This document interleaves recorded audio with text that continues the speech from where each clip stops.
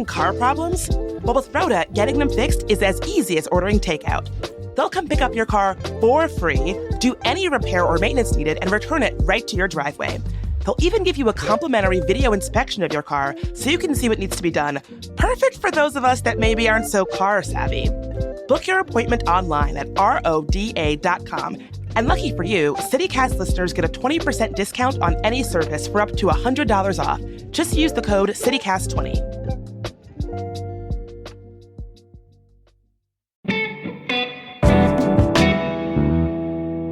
Today on CityCast DC, if you're feeling the winter blahs right about now, you are not alone.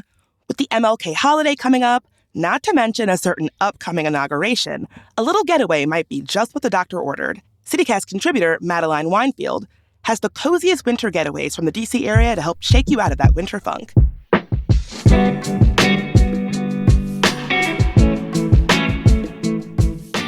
Today's Tuesday, January 14th. I'm Bridget Todd, and here's what DC is talking about.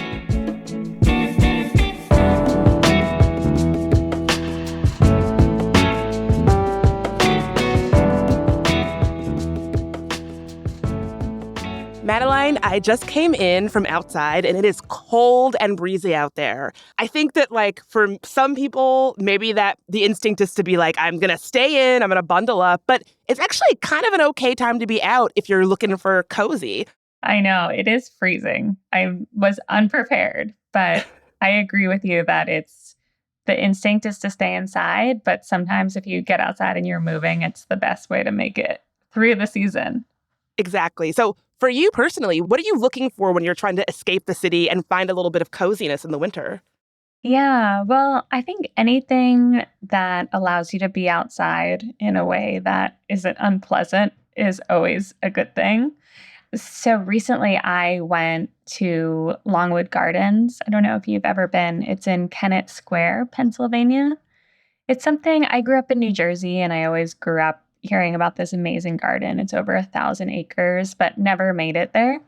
And it sort of has been on my radar. It's about 2 hours from DC. And you think of a garden as a place that you would go to in the spring or the summer, but I went this late fall and it was absolutely stunning. They do a big Christmas display with lots of lights spread across their grounds. And I highly recommend people go there. They also just unveiled a brand new greenhouse, a glasshouse conservatory that is filled with Mediterranean and tropical plants. So it's a little bit of a transformative experience when you go there and you can feel like, oh, I'm in Greece in the summertime when it's actually December in Pennsylvania. It's so funny that you say this. For the last year, I have had an envelope with a gift certificate to the garden on my fridge. We got it as a Christmas present from my in-laws. And I remember my mother-in-law saying, even Daddy liked it. That was her big pitch to this place and how great it was. You said it's about 2 hours from DC. What is the best way to get there? So I've gone twice this past fall. The first time I took the Amtrak to Wilmington, Delaware, which is so super easy. And it was right before the election. So it felt like a little Joe Biden pride to be going to his home state. But you can also drive very easily. And there's lots of parking once you're there. The Amtrak probably takes around an hour and a half. And then it's a half an hour Uber or a Lyft from Wilmington to the garden. So it's obviously easier in America in a rural setting to have a car, but you can get there with some public transportation. One of my favorite parts about being in this part of the country is that most places, it's easier to get there with a car, but you could go without a car and make a full day of it. Yeah, absolutely. You could definitely just go for the day if you wanted to. Part of their new unveiling of the conservatory, they also launched this new restaurant, which is gorgeous. It's kind of a fine dining place. So you could just go and have a beautiful lunch or an early dinner and come back. But if you wanted to stay, which I recommend, I would say stay in Wilmington. There's a really neat old hotel called Hotel DuPont. It's kind of like the Grand Dame of Wilmington. It's very turn of the century, kind of classic elegance, old world, takes you back in time, which is very cool. And there's another newish spot, a boutique hotel called Hotel Coin that's more sort of design focused and a little younger and a nice little getaway that's within a couple of hours from DC. You're planning my next getaway for me in this episode, so thank you for that. Yeah. And I would say another thing that I discovered when I was there was the Brandywine Museum of Art. I don't know if you're familiar with it. I was not at all. It's next door to the garden, basically, like a few minutes away in a town called Chadds Pennsylvania. And a real highlight of that place is it's where the artists N.C. Wyeth and Andrew Wyeth both lived and grew up and worked. And so both of their studios are preserved in this museum. And even if you've never considered yourself a Wyeth fan, there's a chance that you have encountered, especially an Andrew Wyeth painting somewhere in the world.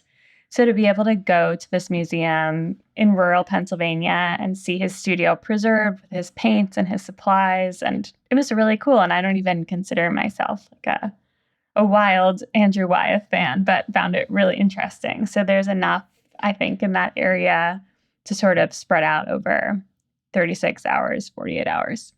And I do think that, as we were talking about before, there is this tendency when it gets cold for people to move inward toward places like museums or indoor cultural experiences in the winter. Are there other good places for like a culture or a history buff to get out of town and learn more about this area's history? Yeah, totally. Somewhere that I have been visiting recently is Philadelphia. And Philly has just such a wealth of museums. And I think living in DC, we are so lucky. We have an embarrassment of riches of museums here. But to be able to go to another city and see what they have on offer is really incredible. So the Philadelphia Museum of Art, if anyone hasn't been, highly recommend, not just for the Rocky Steps, which a lot of people go and just take a picture of. You have to. You have to. I think it's obviously illegal to go up those stairs and not get a Rocky picture. Yes, bonus points if you run up the stairs too. But something I think a lot of people don't know is there's also a Rodin Museum in Philadelphia, and it has one of the largest collection of the sculptor's work anywhere in the world. People might know of the Rodin Museum in Paris, but there's an incredible collection in Philadelphia. And a ticket to the Museum of Art also gets you entrance there. I've been thinking a lot about Impressionism recently because of the absolutely incredible exhibit that's at the National Gallery of Art here in DC right now. It goes through January, so I've been twice. Can't wait to go again.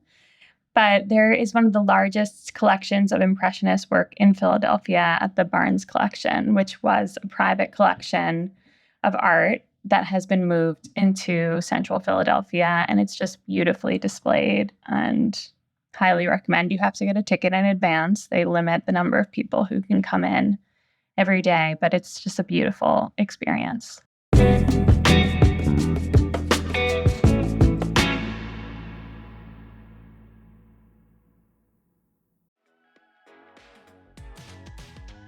When it's cold outside, there is nothing better than a warmly lit restaurant and a cozy 3-course meal.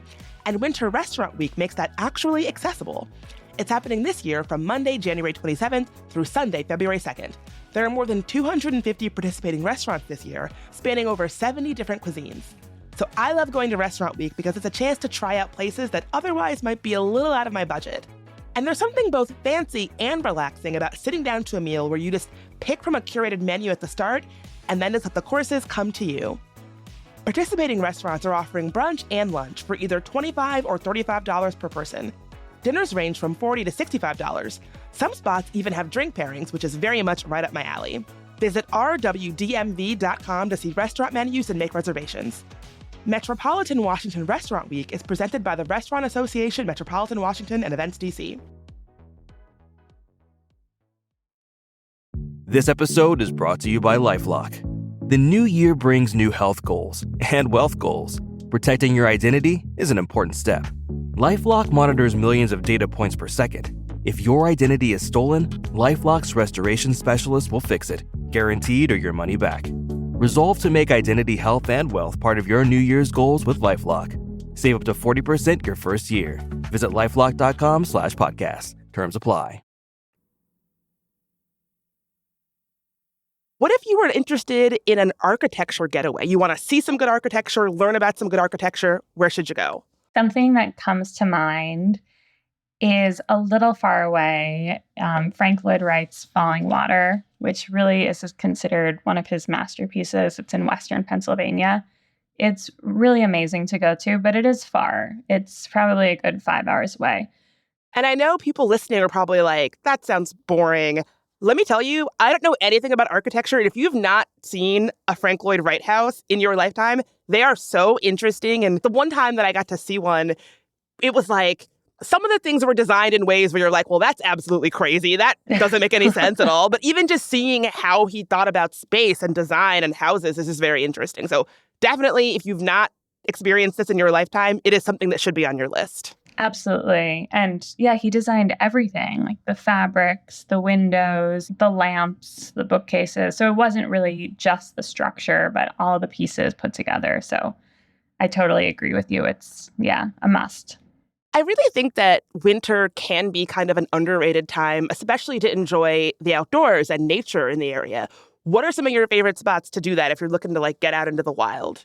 If you are up for braving the cold, but you don't love camping, which I struggled with years with admitting to myself that I do not like camping, I would recommend glamping to people. It sounds a little silly, but it is so fun. There's a company called Postcard Cabins. It used to be called Getaway House. They're all over the country. It's been around for maybe a decade, so people might know it by that name. They have 2 locations in Shenandoah National Park, and they're essentially everything you would need for camping, but just with the comfort that you don't have when you're sleeping in a tent, especially in the winter. So there's a real bed in these little houses, and there's heating, and there's a little kitchen, and even a shower and a bathroom. But they also are totally in the woods and have a fire pit, and you can have an experience of being in the wild, but sleeping in a real bed, which, as I get older, I appreciate a lot. Yeah, I have done the Postcard Cabin in Shenandoah. Nice. It's lovely. It's like a good place. Like I'm pro camping. I'm happy to camp, but your girl likes a little luxury now and then, and the luxury of like a toilet and a shower. And it really takes a lot of the guesswork out of it when you're camping, especially when you're someplace a little bit removed. If you forget olive oil, it's a huge pain to be like, well, I guess I got to go into the city. Anything that you could imagine that you might need, they usually have there, which is definitely, in my book, kicks it up a notch from camping and adds that glamp aspect to it. Yes, absolutely. And I should note that while they do have Wi-Fi, which is very luxurious, the whole ethos of the experience is to totally unplug. And they actually have a box in each tiny house where they encourage you to put your cell phone in the box and close it and not touch it for the rest of your stay, which I love because that's a personal resolution of mine for the next year. Like, I be on my phone less and be more in the present moment, and be in nature. I also feel like being the person, like, I'm a busy DC professional and I'm here in the woods and I need my Wi-Fi. It's like something out of Sex and the City or like a holiday Hallmark movie of like, oh, look who needs to, like, if you're going to a getaway house in the middle of the woods, yes, maybe you don't need Wi-Fi. Maybe you don't need your phone. Absolutely. Talk to people, read a book, stare into the woods, see what happens. So why do you think folks are looking to get out of the city come wintertime in DC? Winter, even if you love it, and I have learned to really love winter, it can be hard. It's long nights. It gets dark super early. It's cold. I live in a 1907 home. So many of the old houses and buildings in DC are old. It's cold. It's not insulated. The wind blows through it. It's nice to get out. But, sometimes you can't go far away. You don't have the budget to go far away. And there's so many options in the area, and a change of scenery is so needed. Well, Madeline, thank you for these amazing options, and I'm going to get bundled up and check some of these out.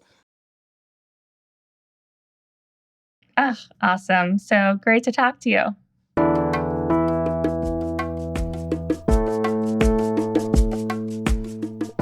That's all for today here on CityCast DC. If you enjoyed the show, share it with a friend that you want to go on a getaway with. You can rate the show, leave us a review, and subscribe to our morning newsletter. We'll be back tomorrow morning with even more news from around the city. Talk to you then.